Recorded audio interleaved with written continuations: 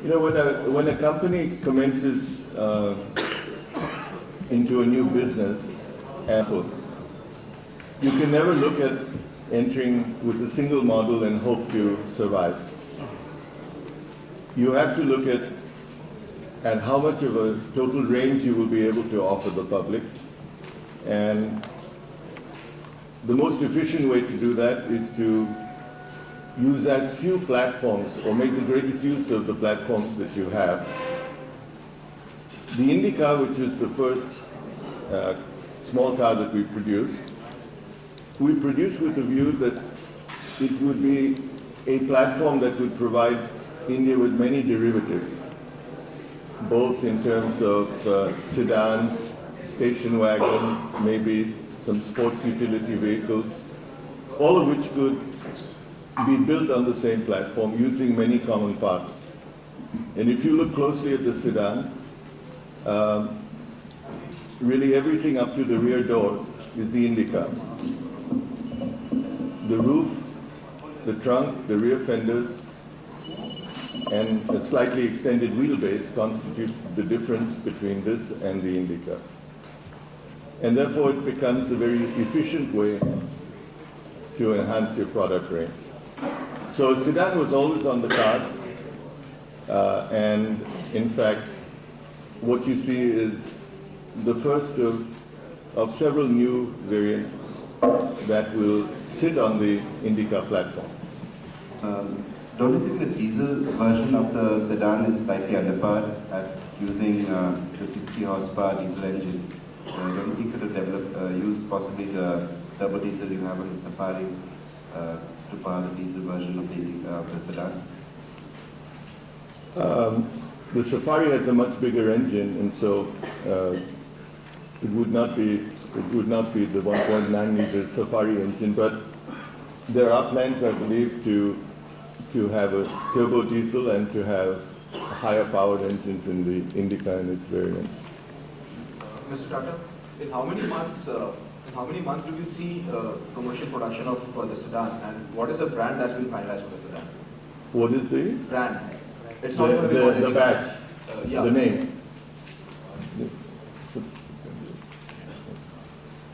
We hope that we will be able to launch the car in production volumes by September.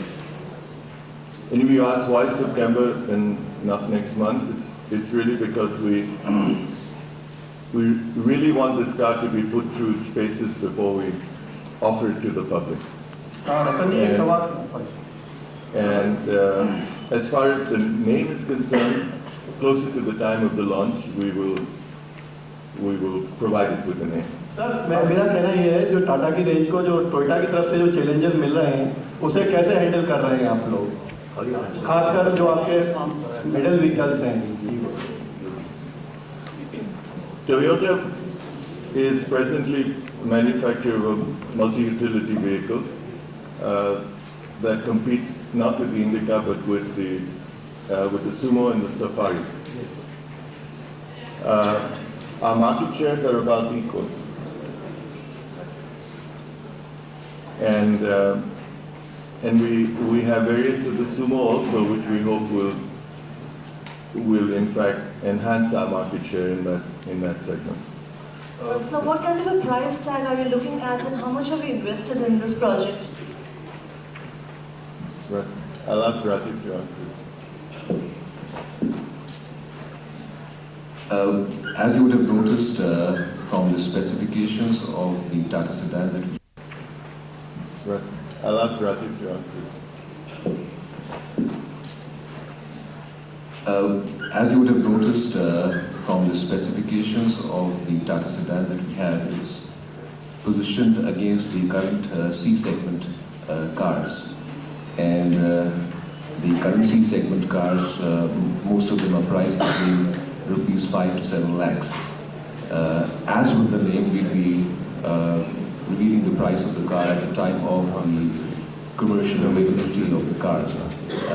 But I can just give you an indication of where that segment lies. We do believe that at whichever price point we do come in, the one thing that we would always maintain is the core proposition, strong proposition that we bring around all our products. We will ensure that we maintain that when we price the Tata sedan. I'd like to say that, it would be in our interest and in the public interest that we launch successfully each new version, see them established in the market rather than proliferate versions that cause us and the marketplace some indigestion. So as this car is launched, accepted, and grows, our production facilities are fully absorb this product, we will then bring out another product. But going by the track record of your previous Tata estate, you still feel you can go ahead with the estate version of Indica? Sorry, what did you say about the Tata estate?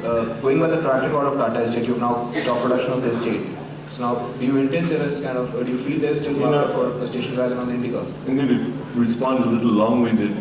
It's not true that the Tata estate had a bad track record. The Tata estate was a derivative of a pickup truck. It was a big car, which today the market does not want large cars. But in many ways, the Tata estate filled a space at that time where no other car existed. In today's context, the Tata estate is, because it's a derivative of a pickup truck, has many shortcomings. And in today's context, where there are many cars available, world-class cars available, the Tata estate does not have a place. That does not mean the estate car per se, as a concept, has no market in India. Mr. Tata, what happened to Magna? We have decided to hold Magna until we see the dust settling in that large segment market, because there are so many cars that are in that market, very refined cars, that we will introduce Magna when we feel it is appropriate. Mr. Tata, have you achieved cash break-even on the Indica project?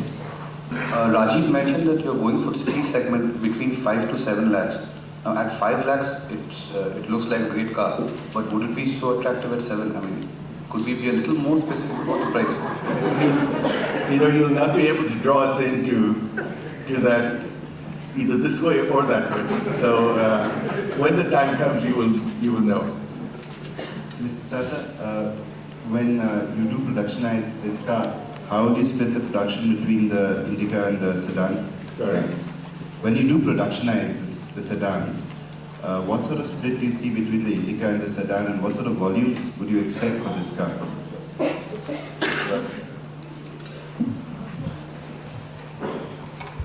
Split would you see between the production levels of the Indica and the sedan, and what sort of volume? In the best of times, the largest player has sold about 1,500 to 2,000 cars per month.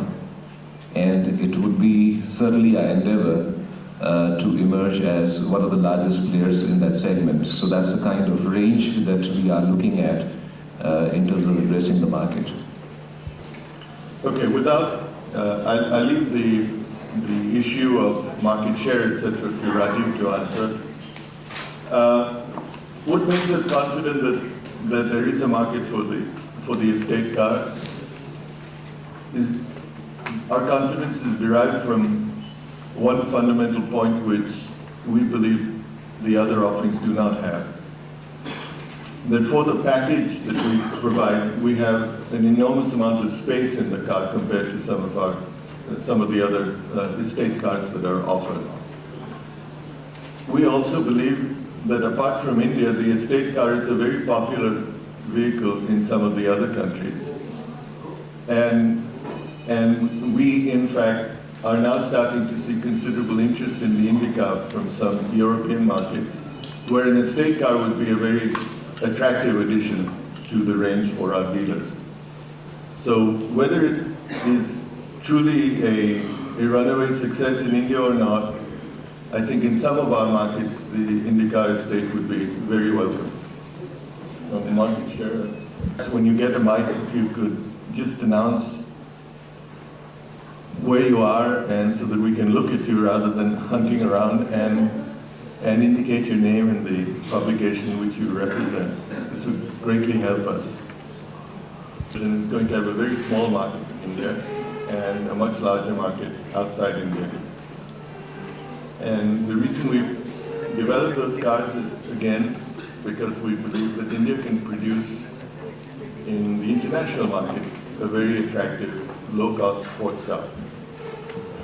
And we are looking for a location to manufacture this, even if it's outside India. And most of the production would be for markets outside India. We have several issues to decide before we decide how to produce it, as to whether it should be in fiberglass, it should be in steel, the kind of construction it will have. So it's not going to be there tomorrow. This year. I think all of us are desolate in terms of the fact that the car market has ceased to grow at the same kind of rate it has enjoyed in the past. And also that the market is very proliferated with several cars. Our enthusiasm is that we have a car that I think, after its early teething problems, has more than adequately acquitted itself as very good value for money. And we believe that with now a penetration into the sedan and the mid-size market, we will enhance our position both for Indica, the hatchback, as also for the sedan. So we are quite hopeful. We don't see the overall market going. We will have to need somebody else's share. Yeah, Mr. Tata, Eric Ellis. Why would you wear a blue suit or a gray suit? They're both suits. They're both cover your body. But in terms of car, I look for the value addition in a larger car compared to a smaller car. No. Both in terms of a space and the refinements and those specifications. There are those who want a 3-box car, a car with a trunk. There are those who prefer a car with a hatchback. In India, people don't like 2-door cars, but abroad, a coupe is a very popular car. The innards may be the same. The engines may be the same. There may be no changes in drivetrain or accessories. People have different likes. Cars are a very emotive product. People buy cars because they're attracted to their looks. They like the way it drives. There are many things that make a difference when somebody takes a decision to buy a car. Why haven't you made more changes in terms of looks and both inside and outside in this? So it would look more premium compared to Indica, which is a mass product. We chose to go the way we have. I said earlier that the most efficient way is to optimize on commonality of parts. Normally abroad, a company would have produced a hatchback and a sedan at the same time and offered them as 2 different versions of the same car. And so we have done it in sequence. You should not look at it as a completely different car. Mr. Tata, Eric Ellis. Looking into the export opportunity for the Indica hatchback. We are being extremely careful, as the chairman indicated in his speech at the inauguration, because you need to test it, make sure the homologation is complete, and that the car is got a very good probability of success in those markets, and you have a proper spare parts service distribution chain. We expect to begin exports of our hatchback in an aggressive way. So far we've had seeding volumes with the entire infrastructure required for export marketing during the course of the next financial year. And as you would expect, we would ramp it up progressively. So far as the sedan is concerned, we would certainly focus on getting the product right, launching it successfully in the domestic market first, and then start to, on a concurrent basis, adapt that car for those requirements that are required in the markets we seek to export it. So apart from seeding volumes, it may be several months before the sedan is actually seen being driven as a commercial model in foreign markets. And what particular market would you? whole time that you'll be looking at a styling exercise on the Indica itself. So is the sedan going to come out again in the new styling at that time? Sorry, will the sedan? Will the sedan follow suit and have new styling on it? First of all, in answer to the first part of your question, almost all the styling and the surfacing were done in-house. And it's a difficult styling exercise to take almost a monoblock construction and convert it into a 3-box. We are already working on a facelift to the hatchback, and we are commencing an exercise for a new version of the Indica platform. If that answers your question.